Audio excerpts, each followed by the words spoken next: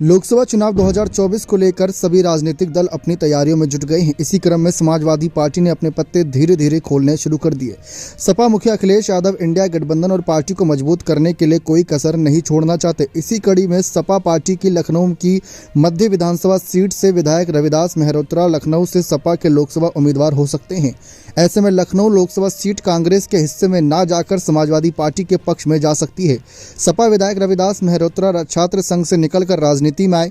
रविदास पहली बार 1989 में विधायक चुने गए थे। साल 2012 विधानसभा चुनाव में सपा नेता रविदास मेहरोत्रा ने लखनऊ मध्य सीट से जीत दर्ज की थी। इसके बाद उन्हें पूर्व मुख्यमंत्री अखिलेश यादव की सरकार में कैबिनेट मंत्री बनाया गया था। हालांकि 2017 में रविदास मेहरोत्रा को जीत नहीं मिली, लेकिन 2022 विधानसभा चुनाव में उन्होंने फिर लखनऊ मध्य की सीट पर समाजवादी पार्टी का झंडा फहरा दिया।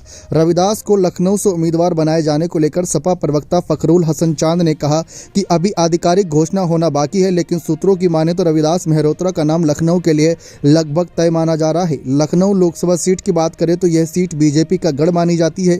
लखनऊ लोकसभा सीट पर बीजेपी का 1991 से कब्जा है। साल 2004 तक पूर्व प्रधानमंत्री अटल बिहारी वाजपेयी ने इस सीट का प्रतिनिधित्व किया था। इसके बाद 2019 के लोकसभा चुनाव में लालजी टंडन सांसद बने। बीजेपी के लिए अजय बनी इस सीट पर 2014 में फिर कमल खिला। साल 2014 लोकसभा चुनाव में राजनाथ सिंह बीजेपी से सांसद बने। समाजवादी पार्टी ने 1996 से लेकर 2019 तक सिने स्टार राज बब्बर, फिल्म निर्माता मुजफ्फर अली से लेकर फिल्म स्टार शत्रुघ्न सिन्हा की पत्नी तक को चुनाव लड़ाया। लेकिन इसके अलावा भगवती सिंह, मधु गुप्ता और अभिषेक मिश्रा जैसे स्थानीय चेहरों पर भी दांव लगाया, लेकिन नतीजे नहीं बदले। पार्टी अब स्थानीय चेहरों के भरोसे 2024 के लोकसभा चुनाव में लखनऊ से उम्मीदें जोड़ने की तैयारी में है।